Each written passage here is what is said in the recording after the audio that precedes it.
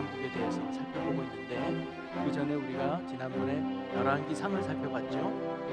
열왕기상. 자, 열왕기상은 크게 두 부분으로 나눠진다 그랬죠. 1장부터 11장까지, 그 다음에 12장부터 마지막 22장까지가 우리 열왕기상을 구분해 본다면, 첫 번째 1장부터 11장까지는 누구의 이야기냐? 솔로몬의 이야기죠. 그렇죠? 그래서 이거는 흔히 통일 왕국입니다. 그래서 열왕기상 1장부터 11장까지는 마지막 통일 왕국에 있어서 마지막 세 번째 왕인 솔로몬의 왕의 이야기라고 지난주에 살펴보았고, 12장부터는 바로 이 솔로몬 이후에 두 나라로 나눠지게 되죠. 그래서 북쪽은 여로보암으로부터 시작되는 북이스라엘과 남쪽은 르호보암으로 시작되는 남유다로 두 나라가 나눠지는 이야기가 열왕기상 중반부터 쭉 되죠. 자, 오늘은 저는 지난주에 이어서 솔로몬의 이야기를 마무리 지으려고 하는데요. 이스라엘의 세 번째로 왕이 된 솔로몬. 그래서 그의 첫 출발은 우리가 알다시피 참으로 솔로몬을 봅시다. 겸손한 왕으로 출발했죠. 그리고 그는 하나님 앞에 참 믿음 있는 왕으로 출발을 했습니다. 그래서 우리가 알다시피 1000번째 제사를 드려서 하나님 앞에 구하지 않습니까? 그리고 구한 내용이 뭐예요? 지혜를 구하잖아요. 그가 지혜를 구한 건 듣는 마음을 달라는 거예요. 첫째, 하나님에 대한 듣는 마음을 달라. 왜냐하면 내 인생의 진정한 왕은 하나님입니다.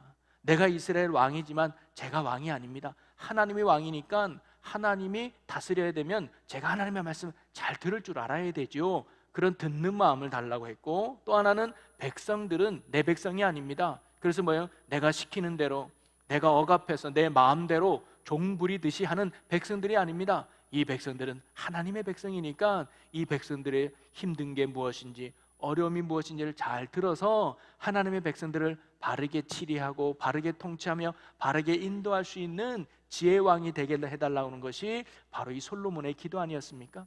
그것이 솔로몬의 참으로 겸손함이고 그의 믿음의 모습이었죠. 또 하나는 그는 뭐예요? 성전을 건축했습니다.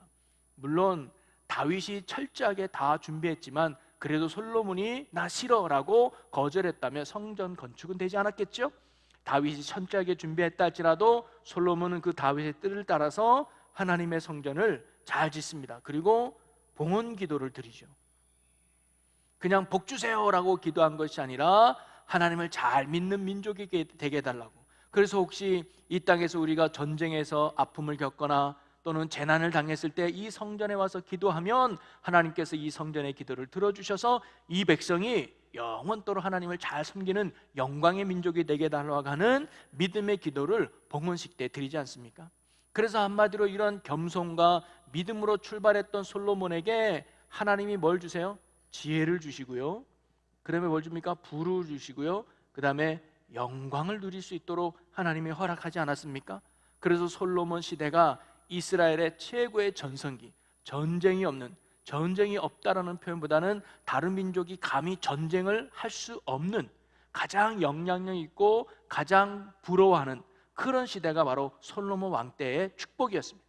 이 축복의 근원은 누구가 주신 거예요? 하나님이 그렇게 허락하신 거 아닙니까? 그의 겸손함과 믿음을 보시고 하나님이 그에게 지혜와 부와 영광을 주면서 세상 사람들이 부러워하는 영향력 있는 나라와 왕으로 하나님이 세워주셨다는 거죠. 여러분, 사실 이것이 하나님께서 이스라엘이라고 하는 나라를 선택하는 목적입니다.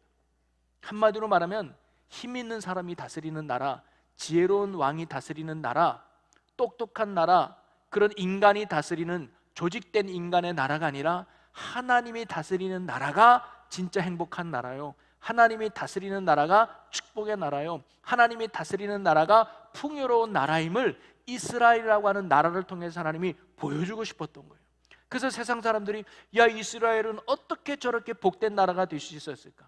우리가 보기에는 별 볼 일 없는 민족 같은데, 우리가 보기에는 참 연약한 것 같은데 어떻게 저렇게 지혜롭고 어떻게 이렇게 부가 뛰어나고 어떻게 저렇게 영광이 가득한 나라가 되지? 핵심은 뭐예요? 하나님이 다스리는 나라였구나.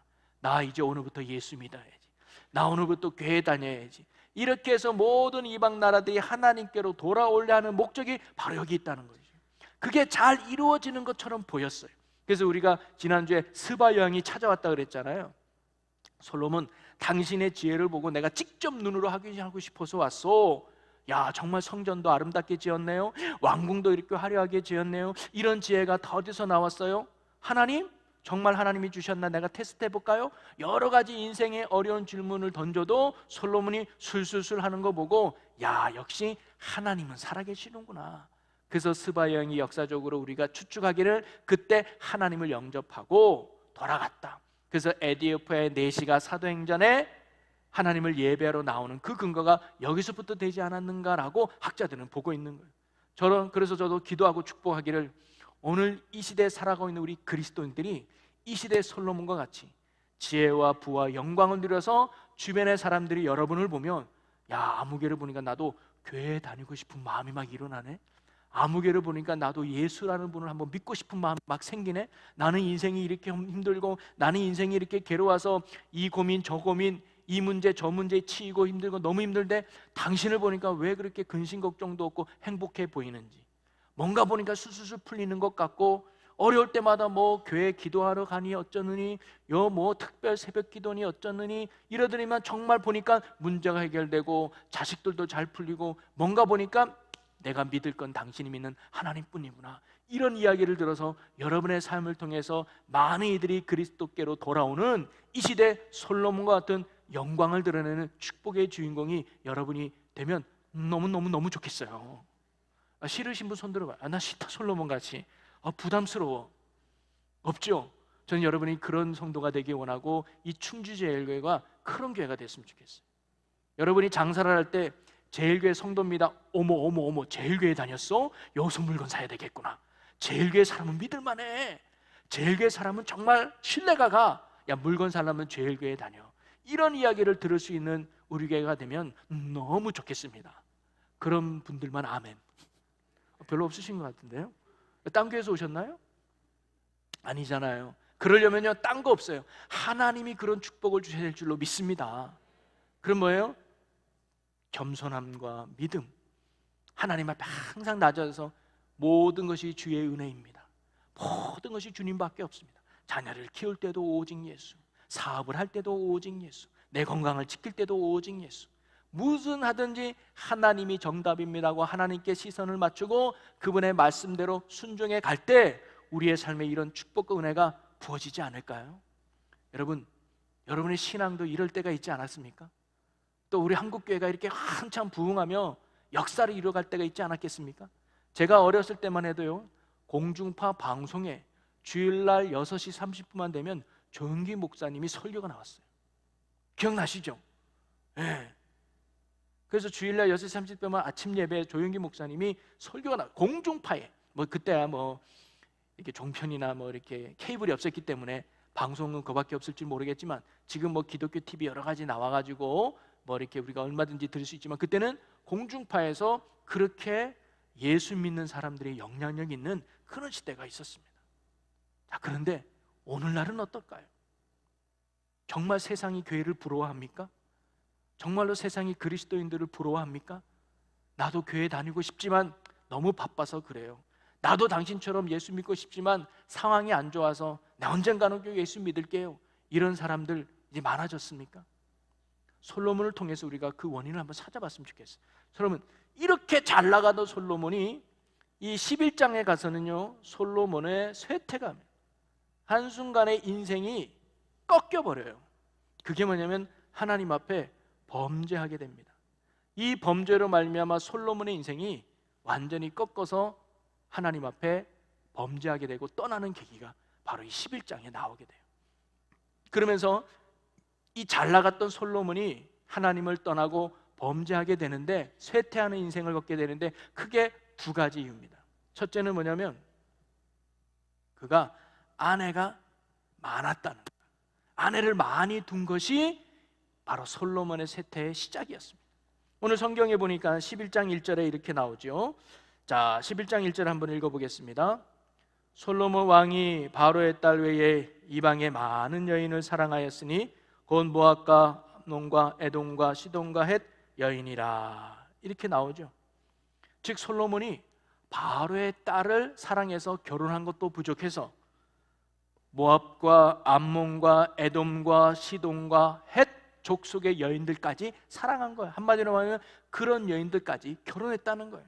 크게 두 가지 이유 때문입니다. 하나는 정말 여자를 좋아하는 게 솔로몬이에요. 여자를 좋아했어요.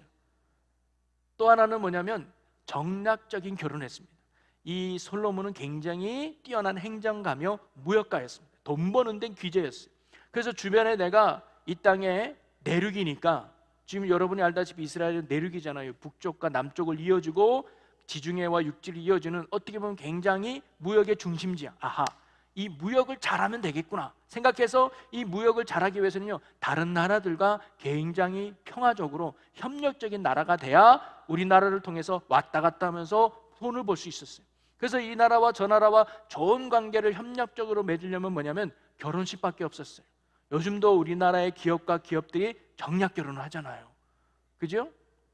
옛날에 우리나라의 딸과 저 나라의 공주와 결혼시켜서 평화협정을 맺는 거예요. 그것처럼 솔로몬이 이렇게 수많은 이방 족속들의 딸들과 결혼한 건 그런 이유도 있는 거예요.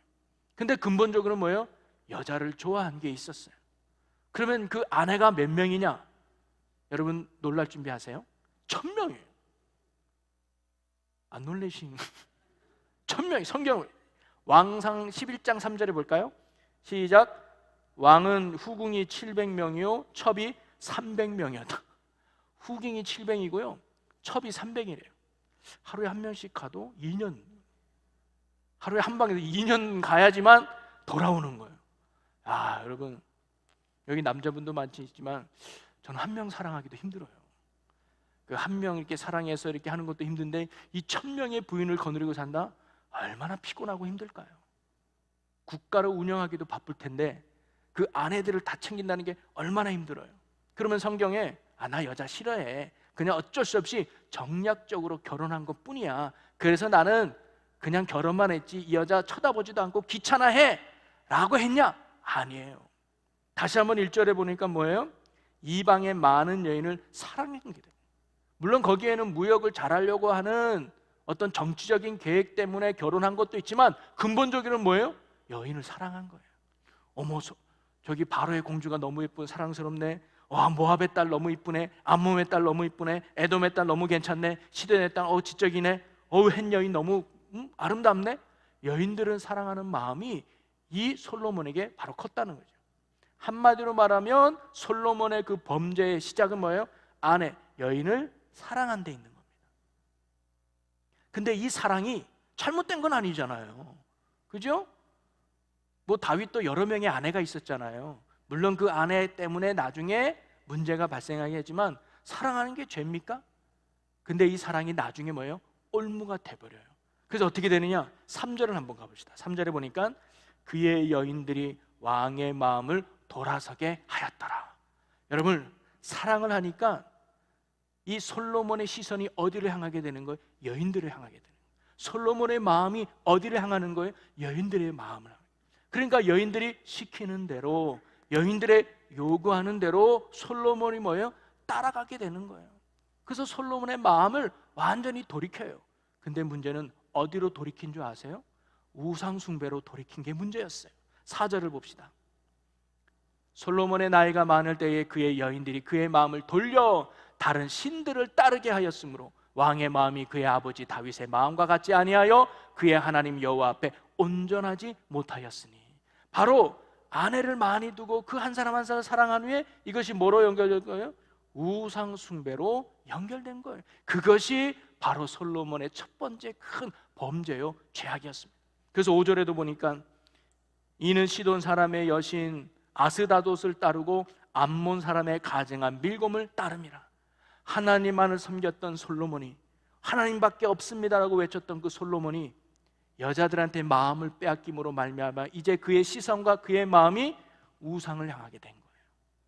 자, 그러면서 성경은 이러한 솔로몬의 행동에 대해서 이렇게 기록해 주고 있어요. 6절을 한번 읽어봅니다. 솔로몬이 여호와의 눈 앞에서 악을 행하여 그의 아버지 다윗이 여호와를 온전히 따름같이 따르지 아니하고. 여기서 중요한 단어가 온전이에요. 온전히. 즉 솔로몬은 온전히 하나님을 따르지 않았다는 거죠. 이 온전이라는 말은 뭐냐면 처음과 끝이 같다는 거예요. 처음은 겸손함과 믿음으로 출발했지만 그 끝이 여인들을 사랑함으로 말미암아 틀어졌다는 거예요. 불신앙으로 나아갔다는 거죠. 이것이 솔로몬이 보여준 첫 번째 범죄였습니다. 자, 오늘날 우리들은 어떨까요? 오늘날 우리들이 하나님의 은혜로 여기까지 왔습니다. 하나님의 축복으로 여기까지 복을 누리고 있어요. 근데 여전히 우리는 우리의 시선이 온전히 하나님을 향해 있는가? 우리의 마음이 온전히 하나님을 향해 있는가? 우린 돌아봐야 돼요. 혹시 우리가 그 시선이 아내를 사랑하듯 세상을 사랑하고 아내를 쫓든 세상을 쫓는 우리의 마음이 아니겠는가? 예배 드리는 것보다 세상 일이 더 좋아하고 주님 앞에 나와 부르짖는 것보다 세상의 지식을 찾는 솔로몬과 같은 세상의 마음을 뺏기는 우리의 모습이 없냐 이 말이죠. 그게 오늘날 우리가 돌아봐야 될 죄의 모습일 수 있다는 거예요. 또 하나는 뭐냐면 그가 병거를 많이 둡니다. 자, 성경을 한번 볼까요? 자, 열왕기상 10장 26절이에요. 10장 26절 한번 읽어봅니다. 솔로몬이 병거와 마병을 모음해 병거가 1,400대요 마병이 12,000명이라 병거 성에도 두고 예루살렘 왕에게도 두었으며, 그는요 어마어마한 마병과 어마어마한 그 병거를 둔 거예요. 마차와 함께 군인들을 줬죠. 특별히 보니까 예루살렘 왕에게도 두었다가 친위대를 둔 거예요. 나를 보호하고 나를 지킬 큰 병사들을 솔로몬이 만들었던 것이죠. 특별히 또한 솔로몬은요 굉장히 럭셔리했어요. 이게 돈이 많다 보니까 말을 데려올 때도 그냥 말이 아니에요. 뭐예요? 유명한 애굽에서 말을 데려와요. 성경에 보니까 10장 28절에 솔로몬의 말들은 애굽에서 들여왔으니 왕의 상인들이 값주고 산 것이라. 대충 아무나 말은 아니야. 아주 명품들, 오늘날로 보면 명품으로 치장을 한 게 바로 이 솔로몬이었습니다. 그런데 왕으로서 병마를 두고 병거를 두는 게 뭐 나쁜 겁니까? 당연히 나라의 치리를 위해서 필요하죠. 그런데 성경이 기록한 솔로몬의 이 병거의 기록은 솔로몬이 무엇을 의지했다는 거예요? 병거를 의지했다는 것을 보여주는 거예요. 하나님을 의지하지 않고 병거를 의지하는, 바로 이것은 어떻게 보면 불신앙과 더불어 불순종의 모습을 바로 이 솔로몬이 보여준 겁니다. 한마디로 말하면 아내를 많이 둔 것, 병거를 많이 둔 건 하나님을 의지하지 않고 하나님의 말씀에 불순종한, 하나님을 떠난 자의 모습이란. 신명기 17장에 보면 왕이 가져야 될 자세 중에 왕은 아내와 병거를 많이 두지 말라 그랬거든요. 한번 볼까요? 신명기 17장 16절입니다. 그는 병마를 많이 두지 말 것이요 병마를 많이 얻으려고 그 백성을 애굽으로 돌아가게 하지 말 것이니. 근데 애굽에서 말까지 사버렸어요. 이는 여호와께서 너희에게 이르시기를 너희가 이후에는 그 길로 다시 돌아가지 말 것이라 하셨으며, 그 다음에 17절에 보니까 그에게 아내를 많이 두어 그의 마음이 미혹되게 하지 말 것이며 자기를 위하여 은금을 많이 쌓아두지 말 것이니라. 즉 병마를 많이 쌓아두지 마, 아내를 많이 두지 마, 그리고 돈을 많이 가지지 마. 왜냐하면 이것들 때문에 뭐라는 거예요? 마음을 뺏긴다는 거예요. 하나님을 의지해야 될 왕이, 하나님을 바라봐야 될 사람이, 하나님만 따라야 될 사람이 아내의 마음을 빼앗기고 병거의 마음을 빼앗겨서 하나님 앞에 불신앙과 불순종을 따라서 하나님을 멀리하게 된다는 거죠. 그래서 하나님께서는 이러한 불신앙과 불순종에 범한 솔로몬에게 다음과 같은 심판을 내립니다.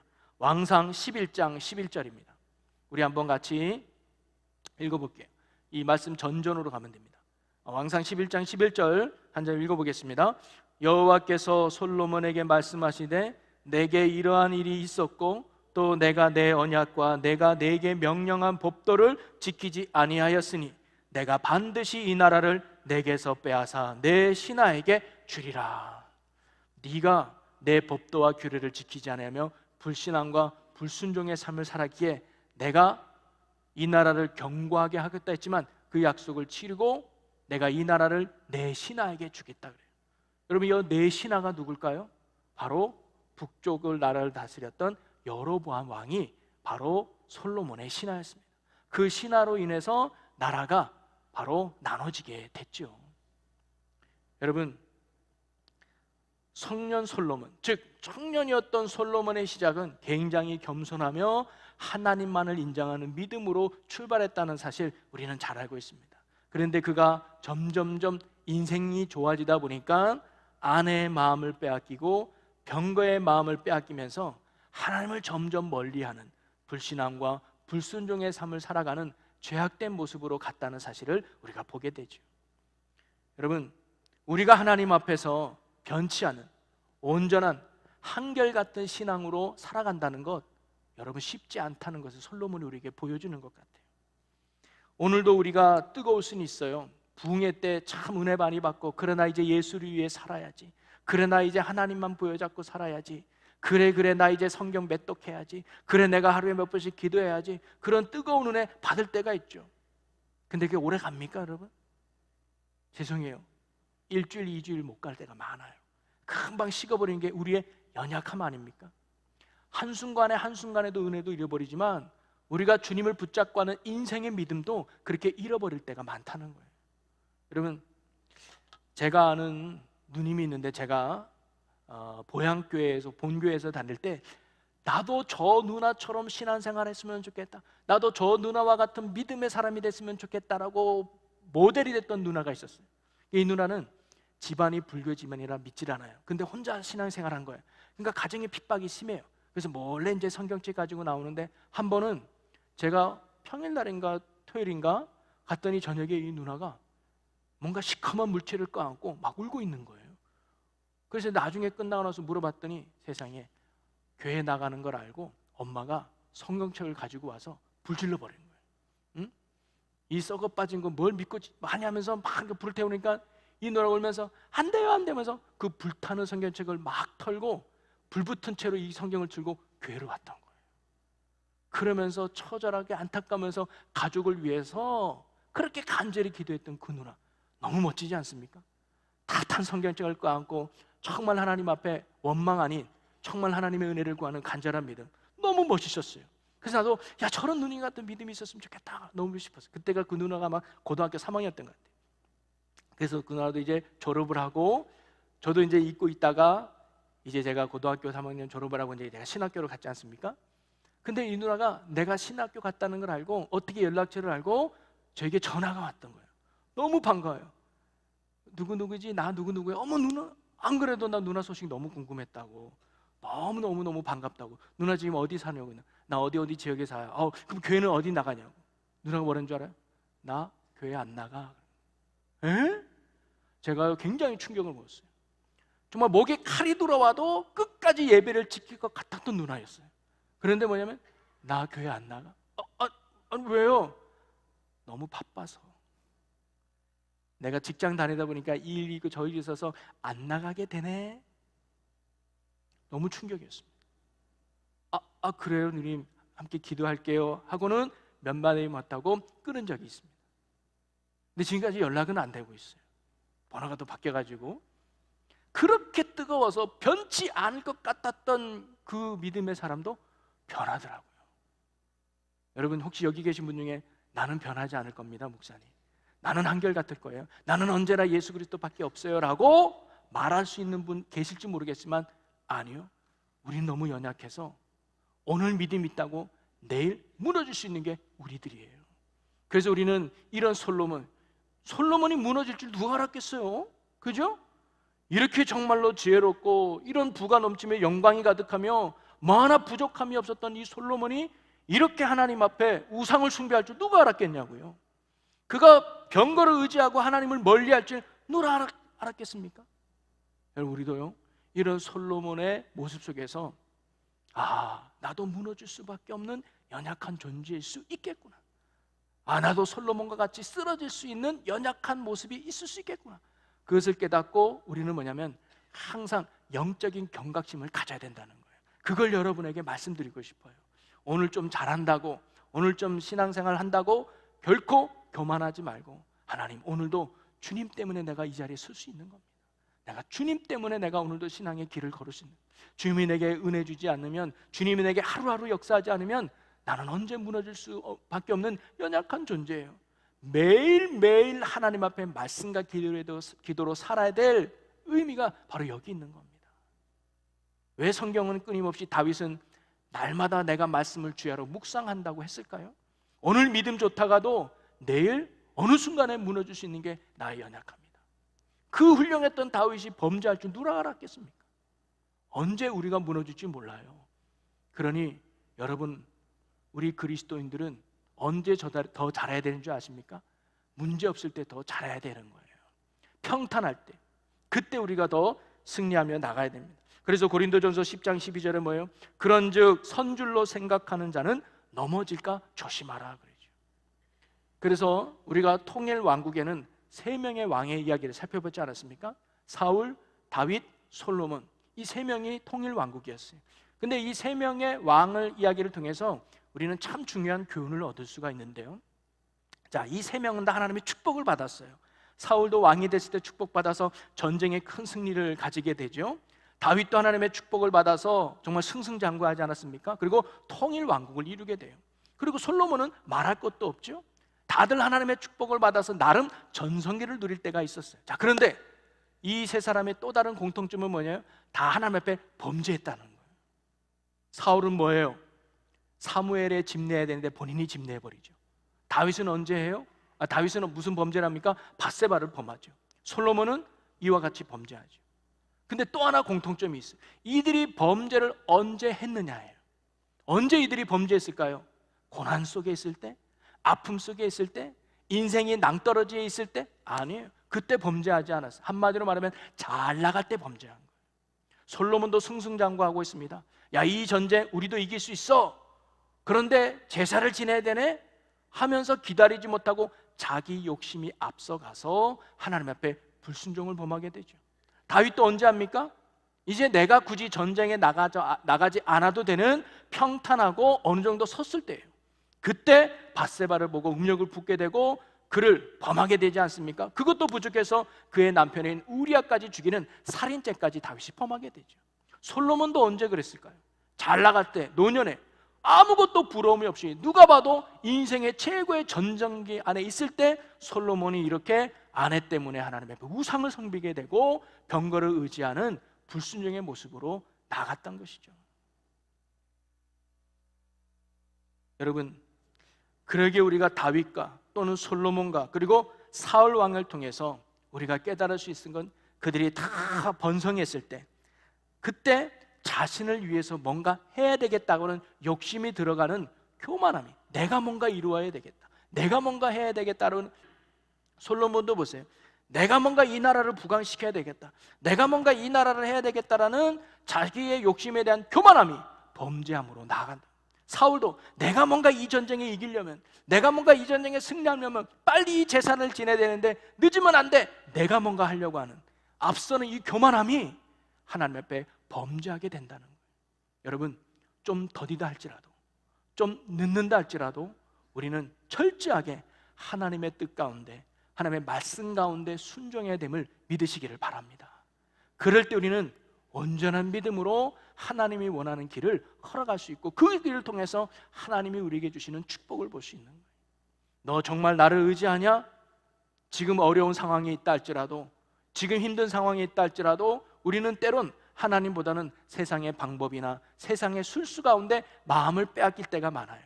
그래서 이렇게 말하는 분 있죠. 목사님, 지금 기도할 때가 아니에요. 지금 내가 한가롭게 예배 드리고 있을 때가 아니에요. 빨리 이 문제 해결하기 위해서 내가 누구 만나봐야 되고요, 빨리 이 문제 해결하기 위해서 내가 어디 가봐야 되고요, 빨리 이 문제 해결하기 위해서 내가 공부해봐야 돼요. 우리가 아내를 사랑하듯 또는 병거를 만들든 또는 내가 스스로 제사가 지내고 싶든 이런 식으로 내가 무엇인가를 이루려고 하는 하나님을 전적으로 의지하기보다는 내가 무엇인가 하려고 하는 이런 영적 교만함이 우리를 죄악, 그게 바로 불순종이고 불신앙의 모습임을 오늘 솔로몬이 우리에게, 아니 사울과 다윗이, 이 통일 왕국의 왕들이 오늘 우리에게 가르쳐주고 있는 것입니다. 그러기에 우리도요, 정상에 섰을 때 더 잘해야 되는 게 뭐냐면 하나님 앞에 더 낮아지는 것 같아요. 여러분이 뭔가 지금 걱정이 될 정도로 잘 풀리고 있다면 그때도 하나님 앞에 낮아져야 된다니까요. 그때도 기도해야 되고 그때도 무릎 꿇고 엎드려야 되는 것이죠. 하나님, 내가 지금 누리는 것도 하나님의 은혜입니다. 내가 지금 이거 잘 되는 것도 하나님의 복입니다. 결코 내가 잘해서 아님을 깨닫게 하여 주옵소서. 오늘도 주님만을 의지합니다. 오늘도 주님만을 신뢰합니다. 오늘도 주만 따릅니다. 나는 주님밖에 없습니다. 나를 높이는 이도 하나님이시요 나를 낮추는 이도 하나님이시라는 이런 겸손한 신앙이 진정한 승리, 온전한 믿음을 갖는 비결인 줄로 믿으시기를 바랍니다. 그래서 바울도 그런 고백을 하잖아요. 내가 부에 처할 줄도 알고 가난에 처할 줄도 안다. 이 말은 뭐냐면 성공했다고 나는 교만하지 않는다. 또는 실패했다고 나는 기죽지 않는다. 내가 높은 자리에 있든 낮은 자리에 있든 어느 자리에 있든 나는 한결같이 하나님을 붙드는 믿음을 갖고 있다. 그 비결이 뭐냐? 모든 것이 내게 능력 주시는 자 안에 있기 때문이다.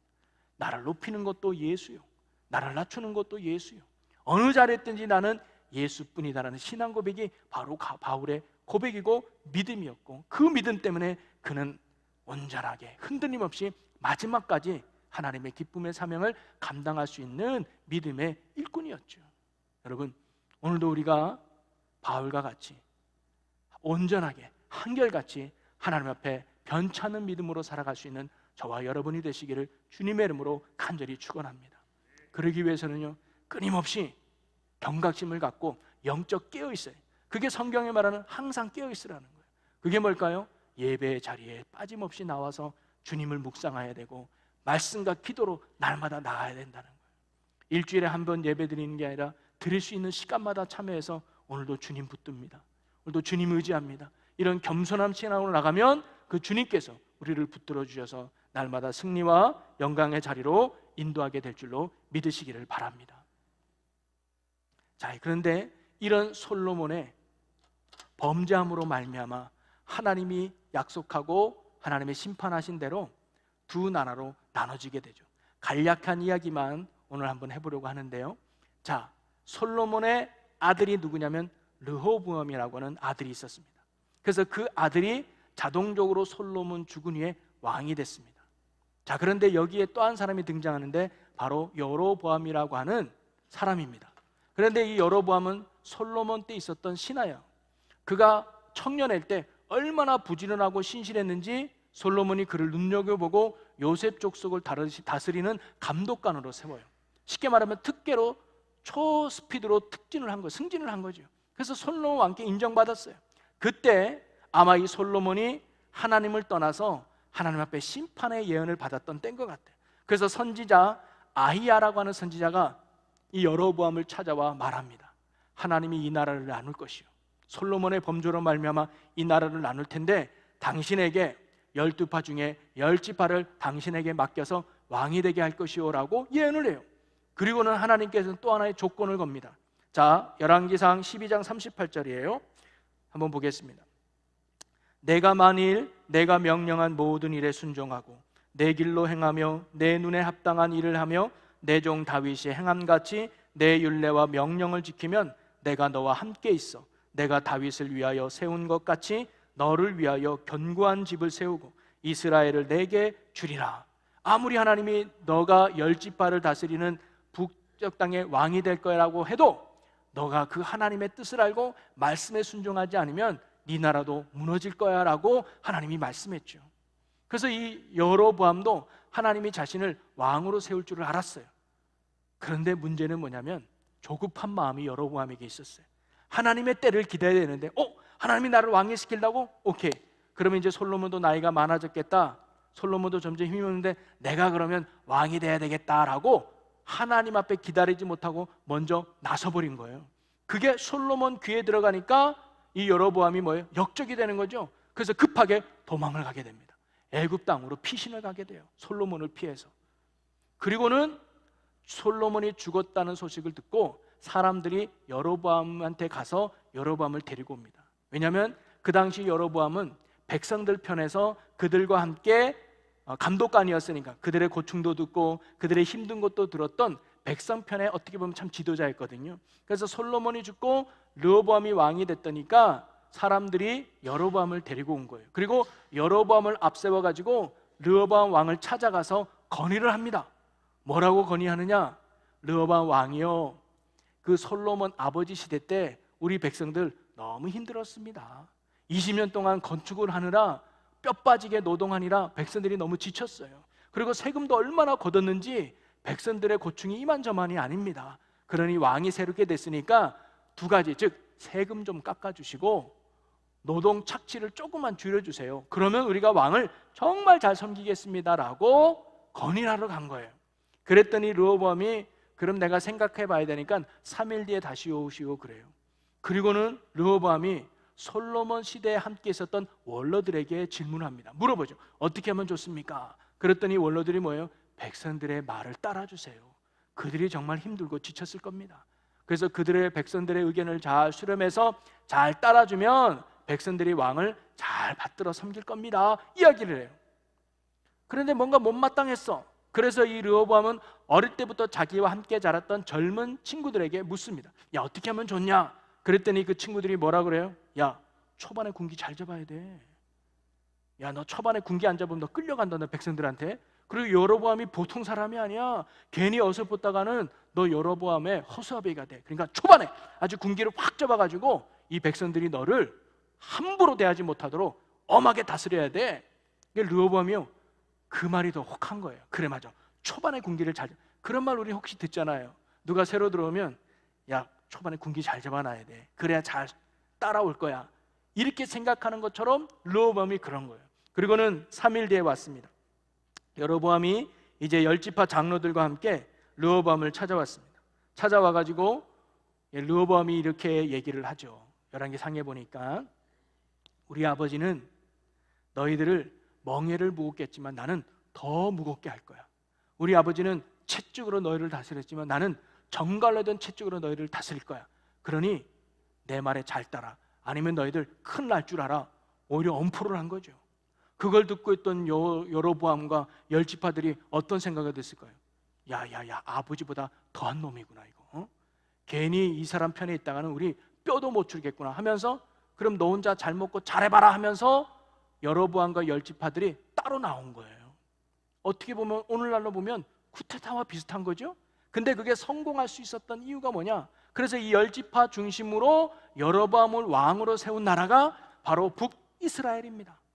근데 여로보암이 여론을 형성할 수 있었던 이유는 뭐냐면 상식적으로 그때 당시 많은 백성들이 누구를 더 따랐겠어요? 솔로몬이 힘든데, 솔로몬이 우리를 그렇게 어렵게 했는데 솔로몬의 아들인 르호보암을 따를까요? 아니면 우리 편에서 항상 우리의 고충을 듣고 일 끝나면 막걸리 한잔하면서 아이고 아무게 힘들지 않아서 이러면서 자기들의 마음을 들어준 여로보암이 더 신뢰가 갔을까요? 당연히 여로보암이죠. 그래서 백성들이 10지파나 되는 백성들이 여로보암에게 붙고, 그래도 뭔가 다윗의 형을통이라고 하는 하나님의 신앙의 밧줄을 붙잡고 있던 유다 지파, 그리고 베냐민 지파, 두 지파가 남쪽 르호보암을 따르는 민족으로 이렇게 두 나라가 나뉘게 됩니다.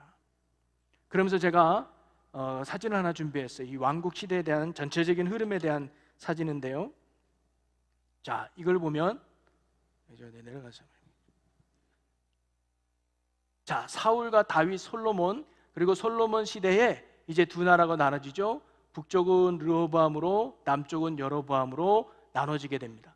그래서 르호보암으로 나눠진 나라는 210년 동안, 그래서 722년에 아수르에게 멸망당하게 되고, 여로보암인 남유다는 586년에 345년을 지내고 바벨론의 포로가 되죠. 그래서 성경을 보면 사무엘상은 사울 이야기, 사무엘하는 다윗, 그 다음에 열왕기상 11장까지가 솔로몬, 12장부터 열왕기하 17장, 16장에 북이스라엘이 멸망하게 됩니다. 그리고 17장부터 열왕기하 마지막 25장까지는 바로 이 부분 남유다 왕의 이야기가 기록되는 게 바로 이 분열 왕국의 성경의 이야기예요. 여러분, 나라가 이렇게 두 나라로 나누게 된 근본적인 원인 두 가지는 뭐냐면, 첫째는 솔로몬의 범죄죠. 그가 하나님 앞에 이렇게 불순종과 불신앙을 했기 때문에 두 나라로 나눠지게 되고, 또 하나는 뭐냐면 르호보암의 교만함입니다. 백성들의 뜻을 쫓지 않고 원로들의 말을 듣지 않고 자기 고집대로, 이런 교만함이 바로 이 나라를 나누게 되는 원인과 아픔이 되었다고 하는 것이죠. 자, 그러면 북이스라엘과 남유다의 왕들은 어떤 왕들이었으며 그들은 어떠한 역사적 평가를 받고 있을까? 다음 이 시간에 그 부분은 나눠보기로 하고 오늘은 여기서 말씀을 정리하려고 합니다. 오늘 이 부분만 생각했으면 좋겠습니다. 바로 이 통일 왕국 솔로몬과 사울과 다윗 왕을 통해서 우리가 배울 수 있는 것, 그들이 왜 범죄할 수밖에 없었는가? 바로 잘 나갔을 때, 그때 내가 가지고 있는 힘으로, 내가 가지고 있는 지금 있는 이 힘으로 뭔가 하려고 하는 이 교만함이 하나님으로 말미암아 범죄했다. 그때부터 그들의 인생은 하락서야 됐다. 오늘도 우리가 잘 될 때 더 하나님 의지하고 변치 않는 믿음으로, 온전한 믿음으로 이 땅에 살아가서 끝까지 하나님의 영광을 드러낼 수 있는 저와 여러분의 삶이 되시기를 주님의 이름으로 간절히 축원합니다. 정말 하나님의 축복 속에 우리가 살아왔습니다. 솔로몬이 누렸던 축복, 다윗이 누렸던 축복, 사울 왕이 누렸던 축복, 우리도 누려왔습니다. 그러나 이 축복 뒤에 사명으로 연결되지 못하고 이 축복에 취해서 우리가 하나님을 의지하지 못하고 하나님을 등지는 교만한 모습이 있었음을 회개합니다. 우리가 한결같이 변치 않고 언제나 주님 앞에 겸손함으로 낮아지는 저희들 되게 하여 주옵소서. 하나님의 은혜가 아니면 제가 높이 서 있어도 무너질 수 있는 게 우리의 인생임을 깨닫고, 나를 높이는 것도 하나님이요 낮추시는 것도 하나님임을 알고 언제나 겸손함으로 하나님 앞에 한결같은 믿음으로 나아가는 저희들 되게 하여 주시옵소서. 그리하여 날마다 말씀과 기도로 깨어 하나님 붙드는 믿음으로 살아가는 저희들 되게 하여 주옵소서. 그리하여 언제나 축복과 은혜 속에 넘쳐서 많은 사람들에게 하나님이 왕이심을, 하나님이 구원자 되심을, 하나님이 창조주이심을 보여주고 증거하는 영광의 삶을 살아가는 우리 충주제일교회 모든 성도들이 되게 하여 주시옵소서. 또한 하나님 앞에 오늘도 귀한 예물 주님 앞에 드립니다. 믿음으로 드렸고 감사함으로 드리며 하나님께 또 헌신함으로 드린 손길들을 기억하시고 하나님의 복음의 귀한 상급이 하나님 나라에 쌓아지게 하시고 이 땅의 물질을 음당하지 않도록 하나님이 채우시고 입히시고 넉넉함으로 붙잡아 주시옵소서. 남은 한 주간도 주님 앞에 겸손함으로 오직 주님 붙들고 살아가는 귀하고 복된 한 주간이 되게 하여 주시옵소서. 애요함에 온 맘과 정성 다해 하나님의 온전한 자녀 되기 원합니다. 아멘. 주님 자녀 되기 원합니다. 할렐루야.